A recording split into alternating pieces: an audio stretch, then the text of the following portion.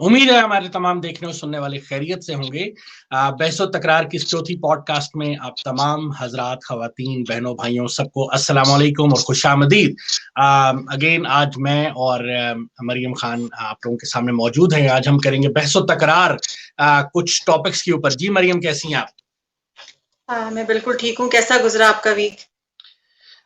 बस वीक तो बहुत बिजी गुजरा और खासी गहमा गहमी भी रही। पाकिस्तान की पॉलिटिक्स हमें अगेन कभी नाउमीद नहीं करती, इतना कुछ दे देती है कि हमसे संभाले नहीं संभलता, मैं ये कहूंगा। तो आपका ओवरऑल सब कुछ ठीक ठाक है आपके यहाँ पे? जी जबरदस्त। अच्छा जी, आज का पहला टॉपिक हम क्या चूज कर रहे हैं? पहला टॉपिक हमारे जो सेनेट के अभी इलेक्शंस हुए और उसके जो रिजल्ट आए हैं, कि मुझे आपने भी कहा था और मुझे भी काफी हद तक लग रहा था दैट पीटीआई की विनिंग का जो है वो वोट नहीं होगा, और वही हुआ। हाँ जी, सही वही हुआ। अब पीडीएम वाले जो हैं उनको और हल्लाशेरी मिल गई है to speak on and to कि वो जो है अपने आप को सही साबित कर सकें। And recent post of PM was के मैं आप जो है आपने जो मेरे मुल्क का हाल किया है, मैं फिर भी इन चोरों को नहीं छोड़ूंगा, and I don't care about my life as well. And आपने भी स्पीच सुनी होगी कल वाली, तो उसमें जो है उसमें ही वो showing confidence, that is why now he is कि वो वोट ऑफ कॉन्फिडेंस लेना चाहते हैं अपनी पार्टी से। कि काफी मैंने सुना है कि पीडीएम वालों के जो है वो लोग इस वक्त ने विन किया है, और ये भी सुनने में आया है कि मतलब इन्होंने बहुत पैसे लगाए हैं अरबों में, पता नहीं, they have bought it successfully people need money। अच्छा, मैं आपको पहले बोलने जी अच्छा तो एक्चुअली मैं आपको इसलिए बोलने देना चाह रहा था क्योंकि एक तो जो आपका पॉइंट ऑफ व्यू है, because I know you are not that interested in politics. No, I am, but not the way you are, because I don't know the names of a lot of people। जिस तरह आप बात करते हैं उन लोगों के, उन पॉलिटिशियंस के जिनको मैं जानती भी नहीं होती, क्योंकि मैं सिर्फ जो लाइमलाइट की पॉलिटिक्स है उसी को फॉलो करती हूँ। आप जो है बीइंग अ जर्नलिस्ट आप उसकी इंट्रिकेसीज को फॉलो करते हैं, मैं नहीं करती। पहली बात मैं यहाँ पे मैं कोई जर्नलिस्ट नहीं हूँ, ठीक है? मैं कोई जर्नलिस्ट नहीं हूँ, मैं सिर्फ एक यूं कह लें शौकीन इंसान हूँ। आप ये शौकीन इंसान है and you follow little minute details of things जो मैं नहीं करती। मैं सिर्फ सरसरी तौर पे जो भी खबर लाइमलाइट में होती है, एक तज्जिया, आपका अपना ओपिनियन होता है जो कि मेरे ख्याल से काफी हद तक होता है। मैंने बोला था कि ये सैयद यूसुफ रजा गिलानी जीतेंगे और वो जीत गए, मतलब that's what I also thought and he won, because I think he is a very quality politician. Yes, देखें होता क्या है कि पॉलिटिक्स जो है ना, ये मैं इसलिए कह रहा हूँ क्योंकि आपकी जो बात है ना, एक तो आपको मुझे पता है पीपल्स पार्टी तो बिल्कुल पसंद नहीं है, दूसरा आपको इमरान खान पसंद है। मैं कुछ इस तरह देखती हूँ कि हर पार्टी में ना अच्छे बुरे लोग मौजूद होते हैं। Like I don't want to stamp, और आप जो स्टिग्मेटाइज कर देते हो सारों को मिला के, हर चीज, हर पार्टी हो, लोग हो, ग्रुप हो, अच्छाई बुराई होती है, कहीं ज्यादा होती है, कहीं कम होती है। पीपीपी में बहुत ज्यादा बुराई मौजूद है, because these people are caught with so much right. And लेकिन ये जो सैयद यूसुफ रजा गिलानी साहब है, he is a really polished and versatile person, और ये बहुत अच्छे जो है, इन्होंने पहले भी ये भी वजीर आजम रह चुके हैं, इफ आई एम नॉट। हाँ जी बिल्कुल ये रह चुके हैं। ये तो बहुत अच्छे स्पीकर कौमी असेंबली भी रह चुके हैं। जी बिल्कुल, स्पीकर कौमी असेंबली भी रह चुके हैं। इनकी पॉलिटिक्स अच्छी है and we know about it, और इनके टाइम बहुत अच्छा था जिसमें लगता है। अब आप कहेंगे उन्होंने क्या क्या किया, baby I don't know about it, आपको ज्यादा पता होगा बिकॉज आपका फॉलो। मुझे लगता है आपने तुर्क वजीर आजम की अहलिया के हार के बारे में नहीं सुना हुआ, इसलिए आप कह रही हैं बड़े अच्छे सुना है। When she came to Pakistan, I don't know किस पार्टी ने किसको दिया था, पर दिया था। हाँ जी, एक्सचेंज ऑफ। अच्छा, अब मैं आपसे अब आपको अब ये वो ऐसी खबर नहीं है कि मैं इसको याद रखूं। Zil, do you think this is important कि मैं याद रखूं? ये बात यही चीज है। मैं देखें इसीलिए आपको बोलने देना चाह रहा था, क्योंकि जो आपने बात करनी थी ना, मुझे पता था इस बारे में, वो एक ऐसी बात है जो कि किसी आप कह लें आम आवाम की बात हो सकती है। And I know you are pretty much like pro PTI as compare to the other PDM जमातें, तो मैं इसलिए मैं चाह रहा था कि आप पहले बात कर लें, उसके बाद हम आपको यानी हम थोड़ी सी इसके ऊपर मजीद डिस्कशन करते हैं। देखिए, यूसुफ रजा गिलानी कोई दूध का धुला इंसान नहीं है। वो तो कोई I support party or not, that's something else, लेकिन यूसुफ रजा गिलानी दूध का धुला नहीं है, आसिफ जरदारी दूध का धुला नहीं है। इन्होंने पैसे भी लगाए हैं, मैं इस चीज से भी डिसएग्री या डिनाई नहीं करता। पैसे थोड़े नहीं लगाए, पैसे ठीक ठाक लगे हैं, लेकिन क्या पैसे कहीं somebody was estimating one Arab and अरे वो एस्टिमेट्स तो जनाब मैं आपको कह रहे तो 1 खरब लग गया तो आप मेरा क्या बिगाड़ लेंगी? 1 खरब तो छोड़ देना। अच्छा, दूसरा ये होता है कि इन इलेक्शंस में पैसे जो है ना, वो ऐसे नहीं लगते कि मैं आपको जाके कैश दे दूं। ये बातें होती हैं, ऐसा नहीं होता कि जी मैं आपको जाके कैश दे दूं। एक्चुअली ज्यादा कंट्रोवर्सी तब क्रिएट हुई जब अली हैदर गिलानी जो है उसकी वो वीडियो सामने आई। लेकिन वो वीडियो चलो सामने आ गई, तो देखने की ये जरूरत है कि वो 4 MNAs कौन थे। अब अगर वजीर आजम कोर्ट में जाते हैं या इलेक्शन कमीशन के पास जाते हैं तो इन्हें वो 4 MNAs प्रोड्यूस करने पड़ेंगे, और जब वो 4 MNAs प्रोड्यूस होंगे तो फिर बड़ा कुछ प्रोड्यूस होगा। एक तो ये चीज हो गई। दूसरा, वजीर आजम साहब जितने मासूम बनते हैं ना यार, उतने मासूम है नहीं, जो सीधी सी you're talking about जो हमारे रिसेंट हैं। जी, मैं करंट वजीर आजम इमरान खान साहब की बात कर रहा हूँ। वो जितने मासूम और भोले बनते हैं ना, वो इतने नहीं है। वो भी माशाल्लाह है ही नहीं यार, तुमने किसने कहा है वो मासूम है? वो बिल्कुल मासूम नहीं। वो लेकिन बनते तो है ना। आप अगर उनकी रोना धोना देखें, तकरीर सुने कि उन्होंने तकरीर अभी क्या की है, तो उन्होंने यही की है कि जी मैं बड़ा मासूम, मैं बड़ा अच्छा इंसान हूँ, ये सारे मुझे पकड़ के मेरे साथ पता नहीं क्या माजरत के साथ बलात्कार कर रहे हैं, वरना मैं तो बड़ा नेक इंसान हूँ। अब बलात्कार देखिए, मेरी बात सुने 1 मिनट, बलात्कार वाली बात नहीं है। एक फैक्ट है दैट वो जो है पॉलिटिक्स करना चाहता है, वो इस मुल्क को प्रोग्रेस लाना चाहता है, बट हाँ वो इन लोगों के पीछे पड़ा हुआ है and he is saying it in his speech all the time, मैं इनको नहीं छोड़ूंगा, मैं इनको नहीं छोड़ूंगा। देखिए, इन्होंने तकरीर में कोई नई बात नहीं की, इन्होंने वही बातें की जो पुरानी बातें थी। पहली बात तो ये होगी, ठीक है। दूसरी बात ये है कि वजीर आजम साहब जो बातें कर रहे हैं वो अपनी जगह पे ठीक है, सही होंगी बातें, लेकिन जो असल चीज उनका फोकस है, वो कहते नहीं मैं वजीर आजम नहीं बनना चाहता था। तो वजीर आजम नहीं बनना चाहता था तो 22 साल से वो शेख वकास अकरम की मैं एक वीडियो देख रहा था, बयान सुन रहा था, उसमें वो कहता है आप इतने अरसे से जिद्दोजहद किस चीज के लिए कर रहे थे? डिप्टी कमिश्नर बनने के लिए कर रहे थे या कमिश्नर बनने के लिए कर रहे थे? आप वजीर आजम बनने के लिए बाय चॉइस बने, बाय चांस तो नहीं बने। हाँ, बाय चांस नहीं बने। आपने 22 साल लोगों की मिन्नतें की हैं, आपने बाकायदा तौर पे मेहनत की है इस बारे में, फिर आप वजीर आजम बने।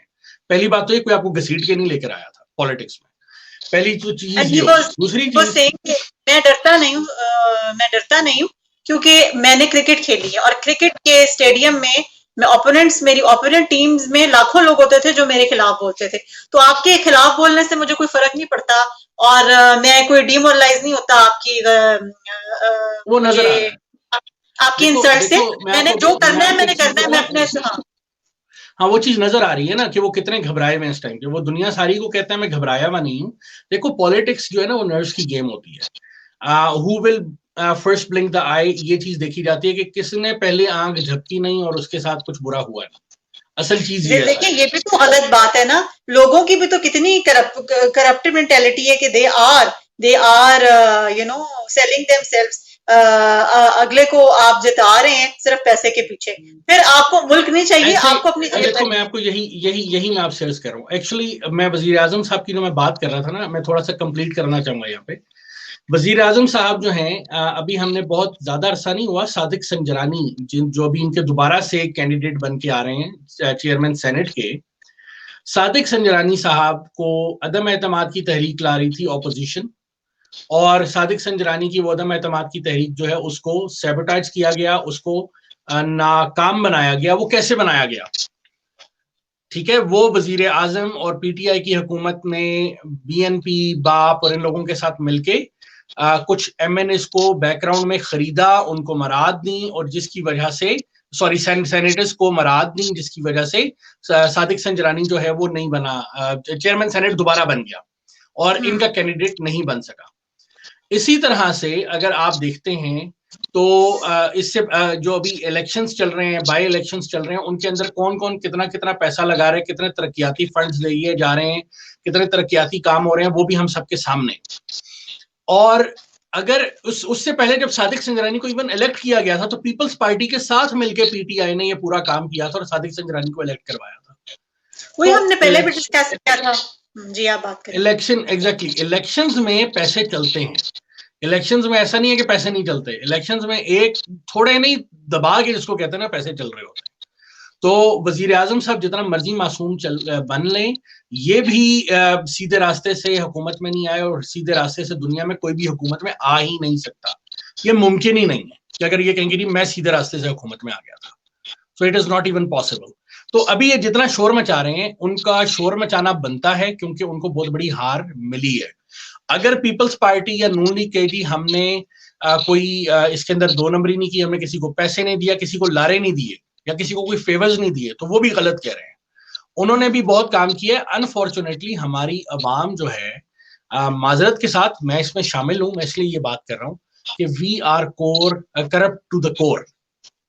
हम बुनियादी तौर पे इतने करप्ट हैं कि आप आज मुझे ये बताइए, आप अगर किसी कोर्ट कचहरी में चले जाएं, आप किसी दफ्तर में चले जाएं सरकारी, क्या आप अपना एक छोटा सा काम जो है वो 100-50 वाला तो खैर जमाना चला गया, 1000-1500 दिए बगैर करवा सकते हैं? मुमकिन ही नहीं है। अब तो आज का जमाना ऐसे है कि आप पैसे दे दो ना तो वो कंपैरिजन करेंगे किसने ज्यादा दिए तो हम उसका काम कर दें जिसने ज्यादा दिए। एग्जैक्टली और हर बंदा एक बोली लग रही है हर इंसान की हर जगह के ऊपर। किसी को जरा सा कोई मौका मिलता, आजकल ईमानदार जनाबे अली वही है जिसको मौका नहीं मिला। जिसको मौका मिलता है वो उसका पूरा फायदा उठाता है। शायद मेरा ख्याल से 2-3% बेचारे लोग होंगे जिन्होंने इसके ऊपर काम नहीं किया हुआ। अदरवाइज पूरी हुकूमत जो है उसके अंदर जितने अभी, अच्छा छोड़ दें सारी बातें, अब्दुल कादिर नामी शख्स जो है वो बलूचिस्तान में जो है वो अभी सेनेटर मुंतखब हुआ है। अब्दुल कादिर कौन है? अब्दुल कादिर एक ऐसा शख्स है जिसको पीटीआई ने पहले टिकट दिया, ठीक है। पीटीआई वालों ने शोर मचाना शुरू किया जो बलूचिस्तान के थे कि इसने 70 करोड़ रुपया देके, इतनी बड़ी अभी तक किसी पर इल्जाम नहीं है, 70 करोड़ रुपया देके तो ये टिकट खरीदा है। किससे खरीदा है? पीटीआई से, जाहिर सी बातें खरीदा है। पीटीआई ने वो टिकट वापस लिया और अपने एक वर्कर को वो टिकट दिया। वो बंदा उठ के चला गया, बाप बलूचिस्तान जो पार्टी इस वक्त हुक्मरान और पीटीआई की अलाय है, बाप ने वो टिकट जो बाप ने सॉरी वो गया इंडिपेंडेंट लड़ने के लिए, वो इंडिपेंडेंट खड़ा हुआ और बाप ने उनकी हिमायत कर दी।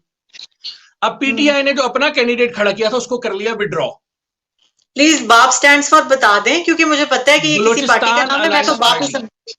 हाँ बिल्कुल बिल्कुल, वो है बाप ही है, वैसे वो बाप के बच्चे हैं लेकिन इनके बाप हैं वो, something like that. Anyways, Balochistan alliance party, तो इस तरह करके नाम है कुछ उनका। अच्छा, तो उन्होंने उनकी कर दी हिमायत।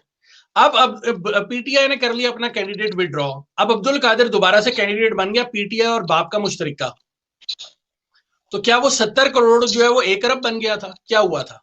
सोचने की बात है ना। इस पे होनी चाहिए इन्वेस्टिगेशन की नहीं होनी चाहिए। तो वजीर आजम साहब मासूम नहीं है। सैफुल्ला अबड़ो जो है, जो सिंध से इनका सेनेटर मुंतखब हुआ है, उसके ऊपर इल्जाम है, जो पीटीआई के अपने कारकुनान जो हैं वहां पे बैठे हुए वो इल्जाम लगा रहे हैं कि इसने 35 से 40 करोड़ का टिकट लिया है। खुलेआम मीडिया पे आके इल्जाम लगा रहे हैं। आप उस पर इन्वेस्टिगेशन करेंगे? नहीं करेंगे। क्यों? क्योंकि वो आपका सेनेटर इलेक्ट हो गया। अब अच्छा, उसका भी यही है कि इन्होंने, मतलब जाहिर है उसने अगेन वही बात घूम फिर के वहीं आ जाती है, क्योंकि वो आपको फेवरेबल लग रहे हैं तो फिर उनकी गलत चीज भी आपको जो है वो सही लग रही है। ठीक है, एग्जैक्टली। अभी जितने पीटीआई के सहाफी हैं वो बैठे रोना रो रहे हैं। मैं अब ज्यादा बुरा अल्फाज इस्तेमाल नहीं करूंगा। वो बैठे हुए रो रहे हैं कि जी वो बड़ा जुल्म हो गया, शेर वो टीपू सुल्तान की ले आए कि टीपू सुल्तान के साथ भी गद्दारी हो गई थी, इमरान खान भी हमारा कोई टीपू सुल्तान है और उसको शेर की एक दिन की जिंदगी गिदड़ की 100 साल जिंदगी। देखिए, लेकिन देखिए आप भी अभी वही कह रहे हैं, लेकिन देखिए आप भी अभी वही बात कर रहे हैं। अगर कोई किसी को किसी से कंपेयर कर रहा है तो वो ये कि हमने फॉलो तो उन ये जो हमारे हीरोज है, नेशनल हीरोज हो गए या फिर आपके जो भी आपके इंसेस्टर्स हो गए, यार आप फॉलो तो उन्हीं को कर रहे होते हैं ना। तो अगर वो कह रहे हैं तो ठीक है, मतलब वो अगर उनको इज्जत दे रहे हैं तो ठीक है। देखिए, आप इज्जत जरूर दें, लेकिन मैं आपसे ये अर्ज कर रहा हूँ, इमरान खान साहब इतने कोई नेक और शरीफ इंसान नहीं है। वो भी अपनी पूरी पॉलिटिक्स कर रहे हैं। उनको जहांगीर तरीन जब MNAs बिठा बिठा के और MPAs ला रहा था प्राइम मिनिस्टर हाउस के अंदर और उनके गले में वो पट्टे डाल रहे थे PTI के, तो तब वो बड़ी शराफत हो रही थी, तब कोई मसला नहीं था, everything was right at that time. अभी जो है वो सारा कुछ बस जी, इमरान खान तो सूफी है, पता नहीं आसमान से उतर आया क्योंकि उसने नहीं, वो तो वो जनाबे अली बताने की। अच्छा, मजे की चीज, वैसे ये कहते हैं जी बुशरा बीबी जो है वो बिल्कुल पॉलिटिक्स से उनका कोई रिलेशन नहीं है, लेकिन बुशरा बीबी जो है वो सेनेट के इंतखाबात से एक हफ्ता पहले जाती हैं लंगर खानों में, जाके वहां पे नमक चेक कर रही होती हैं खानों का। तो आप खुद सोचें ना कि यानी ये कोई बात है कि आप ये लंगर खाने को इमरान खान के पर्सनल तो नहीं है, हुकूमत के ही है ना। तो अगर बुशरा बीबी जाके वहां पे इंस्पेक्शन कर रही हैं तो there is a reason behind it, it's a politics. यही तो पॉलिटिक्स होता है। I even don't want to talk about her. I mean, I don't. It's again their personal matter. देखिए, मैं नहीं, again personal matter. I'm just saying कि हर किस्म की पॉलिटिक्स वजीर आजम साहब भी कर रहे हैं। अब एनीवेज इन्होंने कल लेना है एतमाद का vote. And Zil, it's very surprising to see that she is still with her, because her wife changes after every 2 to 3 years. So it was also ये वाली बात पर्सनल है, ये वाली बात पर्सनल है ना, तो फिर ये भी पर्सनल है कि वो लंगर खाने जाके चेक करिए। नहीं, लंगर खाने जाके देखें, लंगर खाना हुकूमत की एक इनिशिएटिव है। अगर वो लंगर खाने जाके वहां पे एडमिनिस्ट्रेशन चेक कर रही हैं तो वो पॉलिटिकल चीज है, ठीक है। लेकिन वो जो आप बात कर रही हैं दैट इज एब्सोल्युटली पर्सनल। तो एनीवे जो मैं बात कर रही हूँ वो भी इसी में आ रही है कि पॉलिटिकल व्यू में आपके लीडर की पर्सनैलिटी बहुत मैटर करती है। ओके, सही है, ठीक है जी, बहुत शुक्रिया। चलें मैं अब आगे चलते हैं। तो अभी वजीर आजम साहब ले रहे हैं एतमाद का वोट, ठीक है। एतमाद के वोट का सिलसिला, अब आप मुझे खुद बताएं कि एतमाद का वोट इसलिए, वैसे उन्होंने मेरे ख्याल से जज्बाती फैसला लिया। देखिए मेरी बात सुने, बहुत जरूरी है इस वक्त पे कि वो एतमाद का वोट लें। उसकी वजह ये है कि देखिए मेरी बात सुने, आपका ख्याल ये कि एकदम PDM के इतने ज्यादा जो MNAs हैं और जो भी उनके सपोर्टीज हैं वो एकदम इतने ज्यादा 7-8 लोग मेरे ख्याल से आए हैं सेनेट इलेक्शंस में विन किए। तो अगर वो आ गए तो फिर तो PDM जो हमारी ये डेमोक्रेटिक मूवमेंट है इनके लिए और राह इस्तेमाल हो जाएगी। मौलाना फजलुर रहमान टाइप लोग तो ऑलरेडी कह रहे हैं कि जी बस ये तो खत्म है, इनको तो खुद ही छोड़ देना चाहिए, ये तो बिल्कुल खत्म है। तो वो तो कहीं नहीं है। देखो मेरी बात सुनो, अगर आपका कोई पॉलिटिकल ओपोनेंट है तो आप तो चाहेंगे ना वो गिरे। ये तो एक नेचुरल सी बात है, ये कोई वो अनोखी बात तो कर नहीं रही है, तो बड़ी नेचुरल सी बात है। वो तो ये कहेंगे कि ऐसा हो रहा है जी। और ऑपोजिशन का काम ही ये होता है कि वो हर वक्त गवर्नमेंट को गिराने की कोशिश करे, दुनिया की कोई भी ऑपोजिशन, ठीक है ना। तो वो हमेशा वो कोशिश करते हैं कि किसी तरह से आपकी गवर्नमेंट जो है वो गिर जाए। लेकिन तो अब आप जाहिर है वो है बात अपनी जगह आपकी सारी। लेकिन एतमाद के वोट की इसलिए जरूरत नहीं थी क्योंकि इनकी जो खातून रुकन है वो तकरीबन 174 वोट लेके जीती हैं। और अगर आप बात करते हैं गिलानी साहब वाले और उसके इलेक्शन की, तो वो थोड़ा सा डिफरेंट था। Definitely it was a battle ground, लेकिन मेरे ख्याल से वजीर आजम साहब जो है ना वो भी थोड़ा सा जज्बाती हो गए यहाँ पे। उनको जरूरत नहीं थी वैसे एतमाद के वोट लेने की, लेकिन उन्होंने ले रहे हैं, चलें अच्छी बात है। और मेरा ख्याल से वो एतमाद का वोट जीत जाएंगे, जहां तक मुझे लगता है उसमें कोई प्रॉब्लम नहीं होगी। क्योंकि जिन लोगों ने एतमाद का वोट की बात कर रहे हैं वो जिनका एतमाद लेने की जरूरत है उनका एतमाद अभी तक इनके पास है। तो वजीर आजम फॉर श्योर एतमाद का वोट जीत जाएंगे। नंबर 2, अच्छा ये भी अब ये इस तरह की बातों से मुझे समझ नहीं आता दैट आप सपोर्टर हैं या आप ओपोनेंट हैं, क्योंकि मैंने तो बात ये की है कि मेरा पॉइंट ऑफ व्यू ये है कि अगेन हमें अगले को पूरी तरह हमें इतना भी जजमेंटल होने की जरूरत नहीं है। अपनी ओपिनियन दें कि यार he is doing well for the country, no doubt about it. वो इतने जो भी इतने आई डिसएग्री विद दैट। लेकिन हाँ ये बात सच्ची है कि वो जो हमारे लोग जो हैं वो टैक्स देने में और हर चीज के टैक्सेस बहुत ज्यादा हो गए हैं और लोग बड़े परेशान हैं इस बात से और अभी तक परेशान है। इसके अलावा भी बड़ी सारी बातें हैं, इसके अलावा भी बहुत सारी बातें हैं। इन्होंने कहा जी हमने फॉर एग्जांपल टेक्सटाइल के ऊपर बड़ा काम किया, इतना काम नहीं हुआ टेक्सटाइल के ऊपर जितना इन्होंने शोर मचाया। फिर इन्होंने 10,000 की बातें ये ज्यादा कर रहे हैं, काम माजरत के साथ बहुत कम कर रहे हैं। वो एक अलग टॉपिक है, उस पर हम फिर बात करेंगे। मेरा अपना ये ख्याल है कि वजीर आजम साहब इलेक्शन जो है अदम एतमाद का जो वोट है वो विन कर लेंगे सॉरी एतमाद का वोट जो है वो विन कर लेंगे, उसके अंदर इनको प्रॉब्लम नहीं होगी। लेकिन ऑपोजिशन इसके बाद जाएगी पंजाब गवर्नमेंट को गिराने के लिए, वो ये आराम से गिरा सकते हैं, क्योंकि पहले भी अगर आप देखें तो पीपल्स पार्टी ने उस वक्त नून लीग का साथ नहीं दिया था और हमजा शहबाज को वजीर आजम नहीं बनाया था, ठीक है। तो इस पॉइंट यानी उन्होंने एब्सटेन किया था, उन्होंने खामोशी इख्तियार की थी। तो अभी क्योंकि हालात तब्दील हो चुके हैं, अब पीपल्स पार्टी इनके साथ खड़ी होगी, उनके आई थिंक 7 या 8 वोट हैं, तो पीपल्स पार्टी इनके साथ खड़ी होगी। प्लस चौधरी परवेज इलाही के बारे में खबरें हैं कि वो भी नून लीग के साथ जाके बैठ सकते हैं। तो देयर इज अ पॉसिबिलिटी कि ये पंजाब की गवर्नमेंट गिराएं और चौधरी परवेज इलाही को वजीर आला बना दें। So there is a huge possibility for that. तो ये लोग अब जाएंगे। I think he's already speaker. हाँ जी, वो स्पीकर पंजाब असेंबली है, लेकिन स्पीकर पंजाब असेंबली में और वजीर आला में बड़ा फर्क होता है। वजीर आला के पास बड़े सारे इख्तियारात होते हैं, वजीर आला के पास काम करने को बहुत सारा होता है। वजीर आला होने का मतलब बहुत ज्यादा, स्पीकर जो है he is just a custodian of house, तो उसको ज्यादा से ज्यादा असेंबली के अंदर, जो पंजाब असेंबली है उसके अंदर उसके इख्तियारात होते हैं। उसके अलावा बाहर फंड्स कैसे बांटने हैं, एमएनए एमपीएस कैसे तोड़ने हैं, दैट्स टोटली। फिर ये क्यू लीग वालों के लिए भी ये चीज अप्लाई हो रही है कि लोटे वाला हिसाब हो गया ना, जिधर फायदा हुआ लोटे वाला नहीं देखिए ये लोटा मतलब अभी इमरान खान के साथ थे, अब इमरान खान के साथ है, अब ये नून लीग के साथ बैठेंगे, चोर का दोस्त चोर हो जाएगा। नहीं, उसमें होता ये है कि ये वैसे भी पंजाब के सबसे बड़े डाकू थे। अगर आप इमरान खान के पुराने इंटरव्यू निकाल के देखें तो वो ये बात कहते थे कि ये पंजाब के सबसे बड़े डाकू हैं परवेज इलाही साहब। तो ये तो डाकू पहले भी थे, अभी थोड़ा सा शरीफ हुए हैं, लॉन्ड्री में धुले हैं थोड़ा सा। लेकिन जो ये अच्छा, ये खबरें हैं, ये ऐसा नहीं है कि ऐसा हो जाएगा, लेकिन ये खबरें मार्केट में सरगर्म हैं, लोग ये बातें कर रहे हैं कि ऐसा होगा। टॉपिक को थोड़ा रैप अप करते हैं क्योंकि इस पे हमने खासा टाइम लगा दिया अभी देख रहा हूँ तकरीबन 21 मिनट हो गए हैं। तो ये चीज सुनने में आ रही है कि ये अब पंजाब में अदम एतमाद की तहरीक लाएंगे, परवेज इलाही को वजीर आला बनाएंगे। तो अगर परवेज इलाही वजीर आला बन जाते हैं या उनके साथ कोई डील हो जाती है तो पंजाब में एक बड़ा सेटबैक हो सकता है, हम देखें बहुत जल्दी। इसके अलावा हो सकता है कि नेशनल असेंबली के स्पीकर असद कैसर के खिलाफ अदम एतमाद की तहरीक लाई जाए और उनको हटा दिया जाए। ऐसी सूरत में अगर इमरान खान, क्योंकि वो सीक्रेट बैलेट होता है बाय द वे, तो अगर इमरान खान ही था जी, ये भी सीक्रेट ही था जी सीक्रेट था, एग्जैक्टली। मैं वही बात कर रहा हूँ। अदम एतमाद की जो वोट होते हैं वो होते हैं, या जो एतमाद का वोट होता है सॉरी, वो होता है शो ऑफ हैंड के जरिए से, तो वो तो इमरान खान साहब जीत जाएंगे। लेकिन असद कैसर के खिलाफ अगर अदम एतमाद आ जाता है तो वो है सीक्रेट बैलेट। असद कैसर भी हट जाता है, पंजाब असेंबली भी खत्म हो जाती है, तो इमरान खान साहब की वही हैसियत हो जाएगी बतौर वजीर आजम भी जो वो ऑपोजिशन में रहते हुए उनकी हैसियत थी। तो ऐसी सूरत में देखना पड़ेगा कि इमरान खान साहब तब क्या फैसला लेते हैं। तो तब वो भी उन्हीं के पीछे पड़ जाएंगे। मैं आपको बता रही हूँ, वो जो हर किसी का खाता खोल के बैठ जाते हैं, वो इनका भी खाता खोल के वो फिर कुछ भी नहीं कर सकेंगे, वो बहुत ही टूथलेस हो जाएंगे। अगर पीडीएम ये करने में कामयाब हो जाती है फिर उनके इख्तियार में कुछ नहीं रहेगा कि वो कुछ कर सके।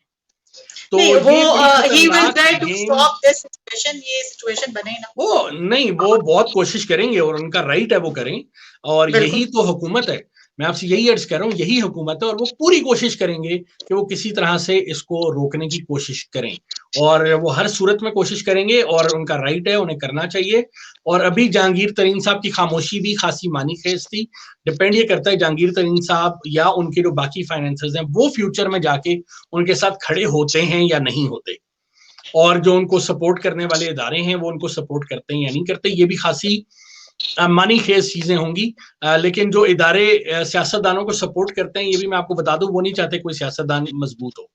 क्यों? क्योंकि अगर कोई सियासतदान अल्टीमेट मजबूती में आ जाए ना, ये भी हमारे सियासतदानों का प्रॉब्लम है, तो वो जमहूरियत को आगे नहीं बढ़ाते, वो अमीरुल मोमिनीन बनने की कोशिश करते हैं। नवाज शरीफ की आप एग्जाम्पल ले लें, नहीं वो नहीं बन सकते ना, वो बन ही नहीं सकते। तो उनको फिर उनकी औकात याद दिला दी जाती है कि तुम्हारी औकात जितनी है तुम उतने ही बड़े सियासतदान बनो, ज्यादा बड़ा बनने की असल में होता है कि सब इमारत पसंद हो जाते हैं। नहीं, वो एक अलहदा चीज है, लेकिन उनको फिर उनकी औकात याद दिला दी जाती है। मैं आपसे यही अर्ज कर रहा हूँ, वो ये कोशिश जरूर करते हैं लेकिन उनको उनकी औकात याद दिला दी जाती है, चाहे वो यूसुफ रजा गिलानी हो, चाहे वो आसिफ अली जरदारी हो, चाहे वो नवाज शरीफ हो, और अब चाहे इमरान खान हो। तो इमरान खान को मेरे ख्याल से ये सारे इनको इनकी जो औकात है वो जिसने याद करानी होती है ना वो करवा देता है, वो बातें नहीं करता, वो सिंपल करवा देता है खामोशी से। तो एग्जैक्टली तो ये होता है। लेकिन अगर खुदा ना खास्ता ऐसा होता है तो मुल्क में खासी अनस्टेबिलिटी आएगी। मे बी अल्लाह माफ करे, it can take us to very very chaotic position. That's what chaotic position. So country is again standing nowhere. Your political standing is more important. Political standing की वजह से ही कंट्री कैन स्टैंड करती है। अगर आपकी political stability होगी तो country तरक्की करेगी। मेरा ख्याल से स्टेबिलिटी की बात ही नहीं मैं कर रही हूँ, ये तो झगड़े वाली बात। मैं वही आपसे अर्ज करूं, मेरा ख्याल से इमरान खान साहब को इस वक्त अगर कोई बेहतरीन काम कर सकते हैं तो he should go and meet all the opposition leaders and try to create some stability. लेकिन जो उनकी नेचर है उससे लगता नहीं वो ऐसा करेंगे। तो मेरे ख्याल से देखिए, nothing is too far, frankly nothing is too far.